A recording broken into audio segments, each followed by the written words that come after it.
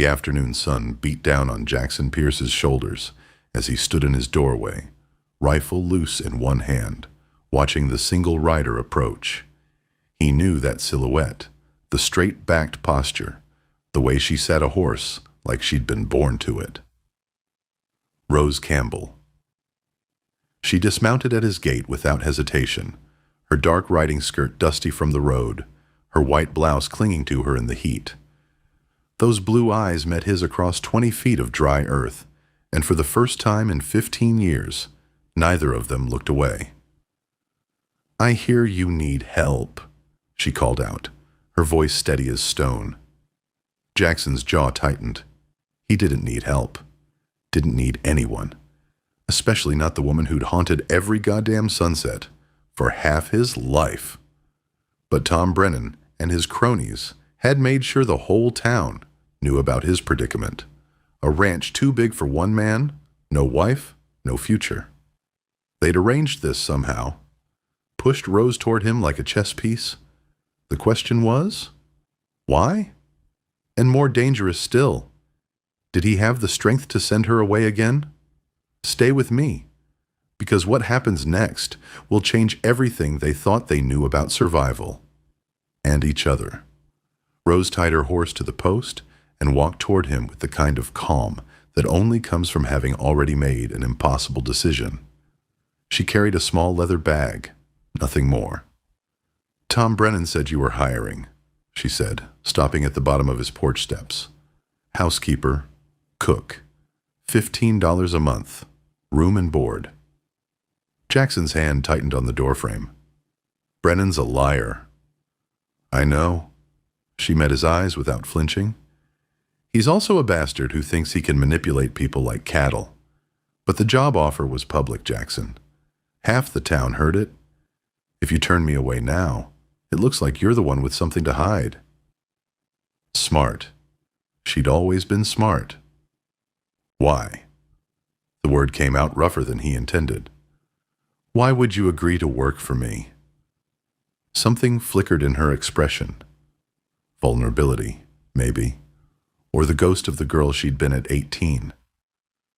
"Because I'm tired of watching from a distance. Because your father died 2 years ago, and mine died last year. And maybe it's time we stopped letting dead men control our lives." Mrs. Morrison, Jake's wife, was one of the few who saw through my father's lies back then. She knew I never stopped loving you. The truth of it hit him like a fist to the gut. "And," she continued, her voice dropping lower, "because Tom Brennan wants something from you. I don't know what yet, but whatever it is, you'll need someone you can trust when he comes to take it." Jackson studied her face, looking for deception and finding only that same fierce determination he remembered from when they were young, when they'd stolen moments behind the church, when she'd kissed him like the world might end tomorrow. "Room's off the kitchen," he said finally, stepping aside. "Don't expect much." The smile that crossed her lips was small, but genuine. "I never did." As Rose moved past him into the house, he caught the scent of lavender soap. The same soap from 15 years. Ego. His chest constricted. The interior was sparse, clean, functional. A man's space, with none of the softness a woman might add. She set her bag down and surveyed the main room with an appraising eye. "Your father's furniture," she observed, trailing her fingers along the back of his wooden chair. "But you moved the table to catch the morning light." He froze. "How do you know that?" She turned to face him, and there was no shame in her admission. "I've walked past this ranch every week for the last 5 years, Jackson, on my way to the Miller place, where I sewed for Mrs. Miller. The windows faced the road. I could see inside." She paused. "I know you take your coffee black in the morning. I know you rebuilt the back porch 3 years ago. I know you've never brought a woman here." The air between them felt charged, dangerous. "That's a lot of watching," he said carefully. "Yes." She didn't apologize. It is. Jackson set his rifle above the mantel, needing something to do with his hands. The town thinks this is charity. Me taking in the spinster nobody wanted. Let them think it. Rose moved to the kitchen, began examining his sparse supplies with the practiced eye of someone who knew her way around hardship. I have my own money, Jackson. I sold my father's house, his store, everything. I'm not here because I'm desperate. I'm here because I choose to be. And if I'd said no, she looked at him over her shoulder, then I'd have found another way. The conviction in her voice sent heat through his blood. This wasn't the shy girl he'd courted behind her father's back. This was a woman who'd survived 15 years of loneliness and come out harder for it. Brennan's up to something, Jackson said, changing the subject before he did something foolish. He and Jake Morrison and the others. They've been pushing me to sell land to the railroad. I keep refusing. Rose's hand stilled on the coffee tin. How much land? 50 acres through the valley. Right of way for the Western Line. He leaned against the doorframe, watching her profile in the afternoon light. They're invested in it somehow. Stand to make money if the deal goes through. And if it doesn't, they lose everything. Understanding dawned in her eyes. So they need you desperate enough to sell, and they think a woman, especially one with my reputation, would be expensive, a burden. That's about the size of it. Rose turned to face him fully, and the look in her eyes was pure steel. Then we'll have to prove them wrong. She closed the distance between them, and Jackson found himself frozen as she reached into her skirt pocket and withdrew a small leather pouch. She pressed it into his palm. $300, she said quietly. Everything I have. I want to buy into this ranch, Jackson. A real partnership. Not charity, not employment, equality. The weight of the pouch was substantial. The weight of what she was offering was infinitely heavier. Rose, I know what I'm asking. Her hand remained on his, warm and steady. I know it's fast and strange and probably reckless, but I also know that Tom Brennan is going to come at you with everything he has. And when he does, you'll need more than just money. You'll need someone who's willing to fight beside you. Jackson looked down at their joined hands, at the money between them, at the impossible hope in her eyes. 15 years ago, her father had separated them with lies and manipulation. Now she was standing here offering him everything she had. Partners, he said slowly. Equal shares. Your name on the deed. Her breath caught. You mean it? I mean it. He closed his fingers around hers, around the money, around the promise. But Rose, this isn't going to be easy. Brennan won't let this go. There's going to be trouble. Good, she said, and her smile was fierce. I've had 15 years of easy, Jackson. Easy was watching you from a distance. Easy was pretending I didn't care. I'm done with easy. The sun was setting through the western windows, painting her skin gold. Jackson realized with sudden, terrible clarity that he'd never stopped wanting her. Not for a single day in 15 years. We should draw up the papers, he managed, his voice rough. Make it legal. Tomorrow. Rose's hand slid up his arm, tentative but deliberate. Tonight, I'd like to know if we're really doing this. If we're really going to stand together. We are. Then prove it. She rose up on her toes, her mouth inches from his. Kiss me like you used to, like you still want to. Jackson's control, already frayed, snapped completely. He cupped her face in his hands and claimed her mouth with 15 years of hunger behind it. She tasted like hope and heat and home, and when she gasped against his lips, he swallowed the sound and pulled her closer. Her hands fisted in his shirt, tugging him down, and he obliged, bending to lift her against him. She wrapped her legs around his waist with the ease of someone who'd imagined this moment 1,000 times, and he carried her toward his bedroom without breaking the kiss. "Jackson," she breathed against his neck, and the sound of his name in her voice nearly undid him. He set her down beside the bed, his hands already working the buttons of her blouse. "Tell me to stop." "Never." Her fingers found his belt, fumbled with the buckle. "I've waited too long for this." He peeled the blouse from her shoulders, revealing sun-kissed skin and the simple chemise beneath. His mouth found the curve of her neck, tasting salt and lavender, and she arched into him with a soft sound of pleasure. Her skirt followed, pooling at her feet, and then she was standing before him in nothing but white cotton, her body backlit by the dying sun. She was leaner than he'd imagined, stronger, marked by years of work and survival. "Beautiful," he said hoarsely. "You're so damn beautiful."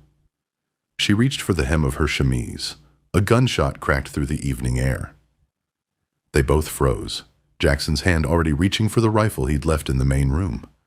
Another shot, closer this time, followed by the thunder of hooves. "Get dressed," he ordered, already moving. "Stay in here." "Like hell." Rose grabbed her blouse, shrugging into it, even as he disappeared through the doorway. Jackson reached the window in time to see 5 riders surrounding his property, torches in hand. Tom Brennan sat his horse at the front, his face twisted with rage even in the firelight. Jackson grabbed his Winchester from above the mantel, checking the chamber. Fully loaded. He had maybe 20 rounds total in the house. Rose appeared at his shoulder, fully dressed now, her hair still loose around her shoulders. "What do they want?" "Same thing they've always wanted." Jackson moved to the other window, checking the back approach. Clear, for now. Me desperate. Me broken. Me willing to sell at any price. "Then we don't give them what they want." He did look at her then, this woman who'd walked into his life mere hours ago and was now standing calmly in the face of armed men. "You should have run when you had the chance." "I told you," she said softly. "I'm done running." Another shot splintered the doorframe. Jackson returned fire, deliberately high, a warning. "That's close enough, Brennan. You got something to say. Say it from there." "You think you're clever, don't you?" Brennan called back. "Taking up with that dried-up spinster, thinking her money will save you. But she's got nothing, Pierce. Nothing but debts and bad reputation." Rose's hand found Jackson's shoulder, steady. "Don't let him provoke you." "I'm not." But his finger tightened on the trigger. "The railroad gave us an ultimatum," Brennan continued. "Either we deliver your land by the end of the month, or they take the Jameson road instead. That's our investment, Pierce. Our futures. And we're not going to let some stubborn bastard and his whore stand in the way." The word whore had barely left Brennan's mouth when Jackson fired. The shot took Brennan's hat clean off, and the banker tumbled from his horse in shock. "Next one's not a warning," Jackson shouted. "Get off my land." Instead of retreating, the other men opened fire. Glass shattered, wood splintered, and Jackson hauled Rose to the floor as bullets tore through his home. They crawled toward the back bedroom, where the walls were thicker.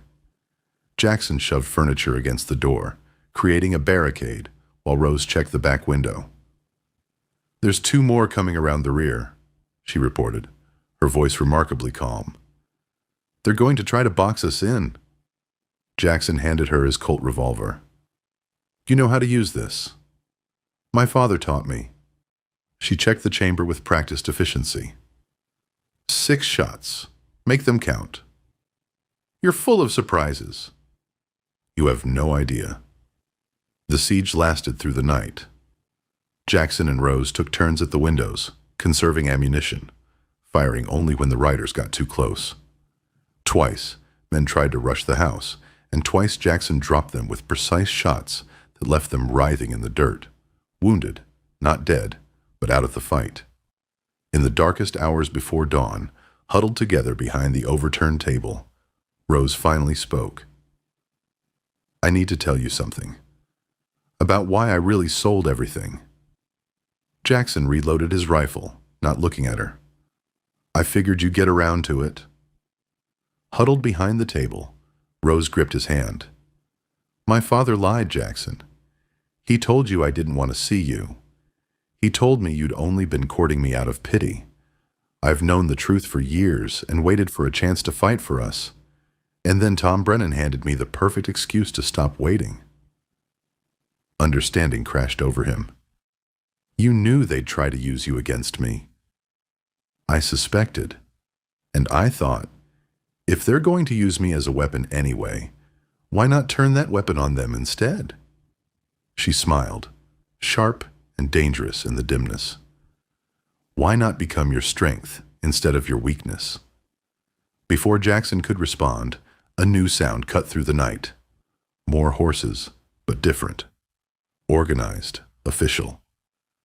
"This is Sheriff Wade. Tom Brennan. You and your men are under arrest. Drop your weapons." The siege ended swiftly after that. Brennan and his men, caught between Jackson's rifle and the sheriff's deputies, surrendered without further resistance. As dawn broke fully over the valley, Jackson and Rose emerged from the bullet-riddled house to find 5 men in custody and a young rider, Danny Morrison, Jake's youngest son, sitting his exhausted horse beside the sheriff. "Danny rode through the night to fetch us," Sheriff Wade explained, dismounting. "He was an older man, weathered and competent. Said there was going to be trouble out here." Jackson glanced at the boy, who looked ready to fall from his saddle. "Why?" Danny's jaw tightened. "Because what they were planning wasn't right. And because—" He hesitated, then looked at Rose. "Because my ma always said you got a raw deal, Miss Campbell. Said anyone with eyes could see Mr. Pierce was sweet on you back then." Rose's expression softened. "Thank your mother for me." "There's more," Sheriff Wade said grimly. "Danny also rode to the telegraph office before coming to get me. Sent a wire to the railroad headquarters in Denver, explaining how Brennan and his associates have been using threats and intimidation to force property sales." Brennan, hands bound, went pale. "You had no right." "The railroad company responded this morning," Wade continued, pulling a telegram from his pocket. "They're withdrawing all business arrangements with your investment group, effective immediately. They'll be contacting Mr. Pierce directly to negotiate in good faith." He looked at Jackson. "Seems they don't appreciate being associated with men who resort to arson and assault." The weight that had been pressing on Jackson's chest for months suddenly lifted.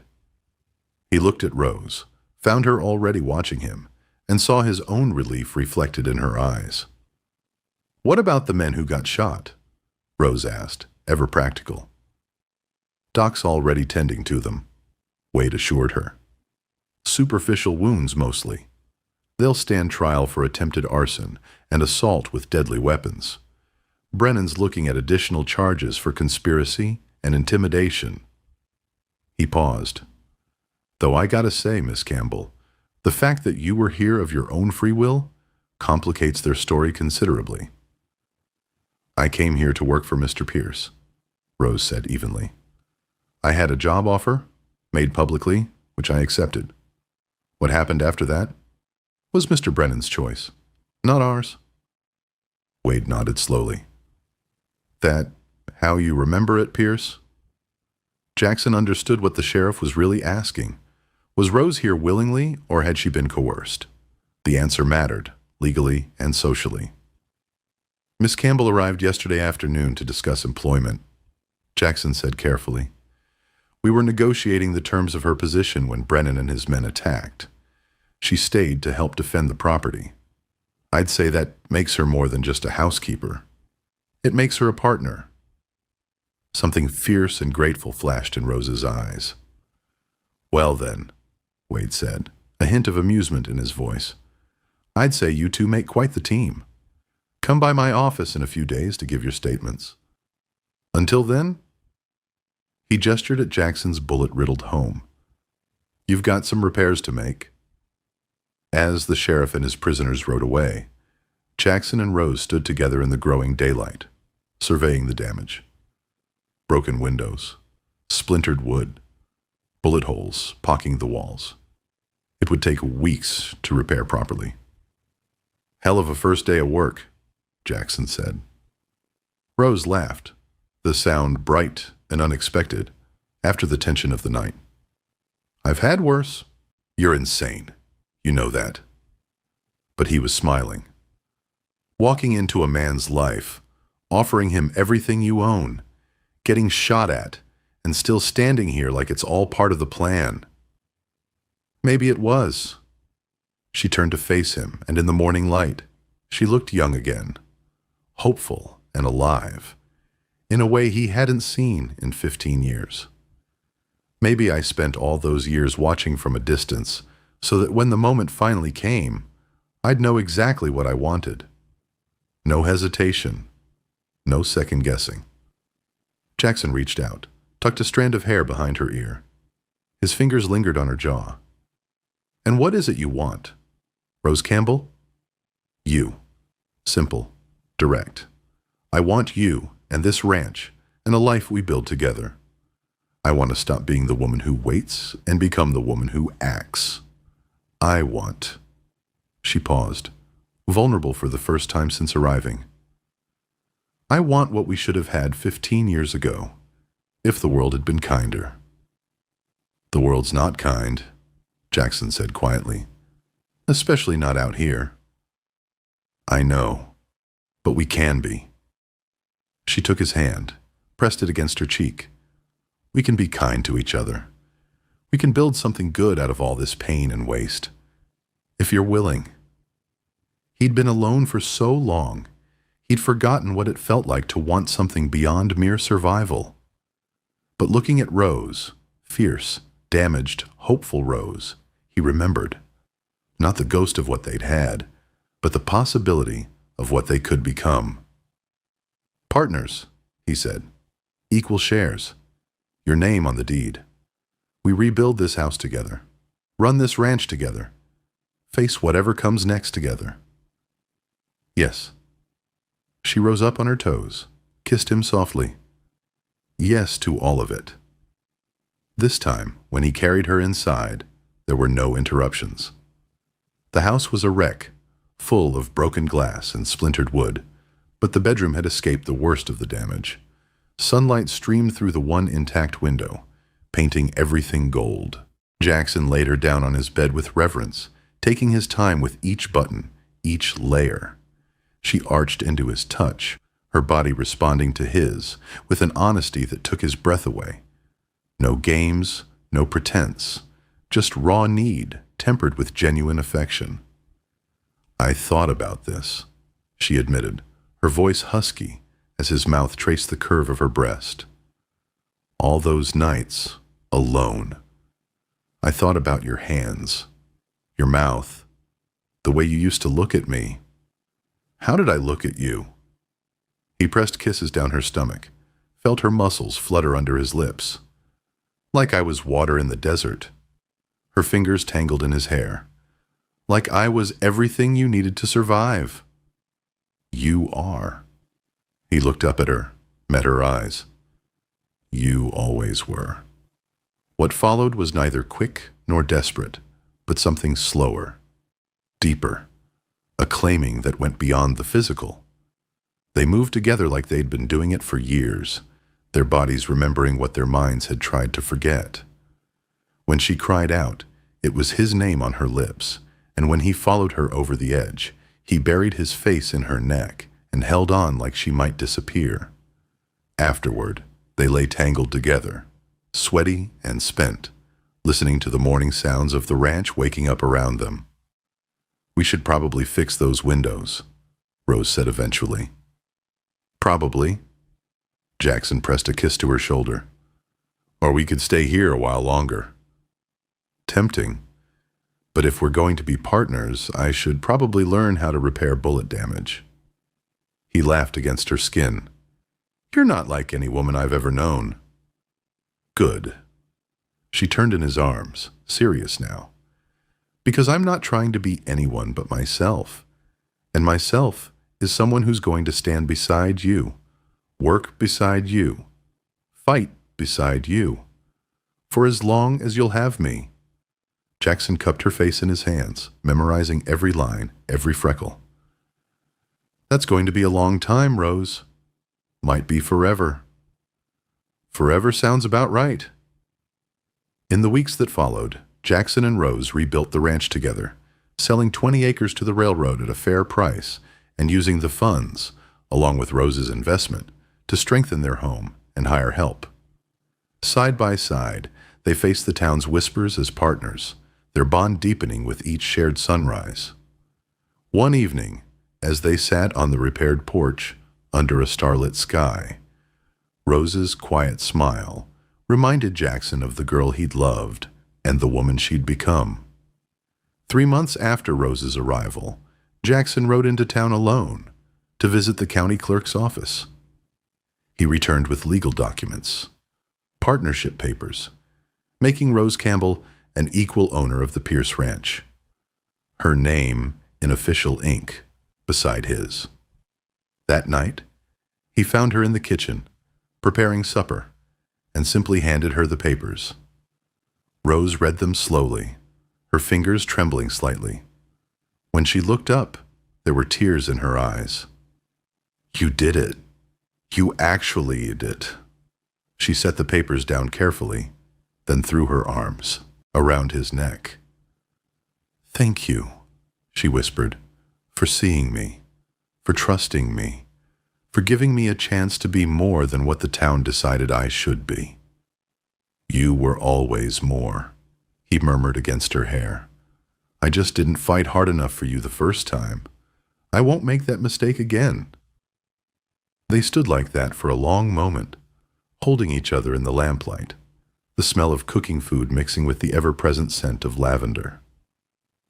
"Jackson," Rose said eventually, not pulling away, "I want to ask you something. Anything. Marry me." She leaned back to look at him, serious and unafraid. Not because the town expects it, not because it would make things easier, but because I want to stand up in front of everyone who ever doubted us and claim you as mine. Because I want your name, and you want mine. Because partnership is good, but forever is better. Jackson felt something in his chest crack open, the last defensive wall he'd built around his heart. "You're supposed to let me do the asking. You're supposed to do a lot of things." She smiled. "But we've never been good at following the rules." He kissed her then, deep and thorough, putting 15 years of regret and 3 months of joy and a lifetime of promise into it. When they finally broke apart, both breathing hard, he rested his forehead against hers. "Yes," he said simply. "Yes to everything." The wedding took place 6 weeks later, in the small church where they'd once danced under the stars. It wasn't a large affair. Rose had no family left, and Jackson had never been one for crowds. But the people who mattered were there. Sheriff Wade, Mrs. Morrison, and Danny, a handful of neighboring ranchers who'd respected Jackson's integrity, and even Doc Hayes, who'd patched up the wounded men from the siege and declared them all fools. Tom Brennan and his associates were notably absent, awaiting trial in the county jail. As the sun set on their wedding day, Jackson and Rose rode back to the ranch together. Their ranch now, legally and truly. The house stood solid in the twilight, no longer marked by bullet holes, its windows whole and glowing with lamplight.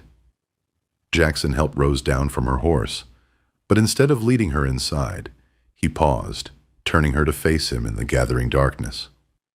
He kissed her then, soft and sweet, under the emerging stars. When they finally pulled apart, both of them were smiling. "Come on, Mrs. Pierce," Jackson said, sweeping her up into his arms. "Let's go home." Rose laughed, wrapping her arms around his neck.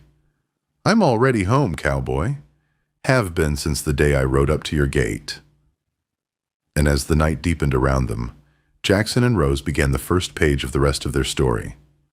Not with words, but with touch, with laughter, with the quiet certainty that they'd finally found what they'd been searching for all along. Each other. Home. Forever. If this story touched something in you, then tap that like button. Share it with someone who believes in second chances. Subscribe for more tales from the untamed West, where love is as fierce as the land and twice as unforgiving. And tell me in the comments, where are you watching from? I'll see you in the next story, friend. Until then, ride safe.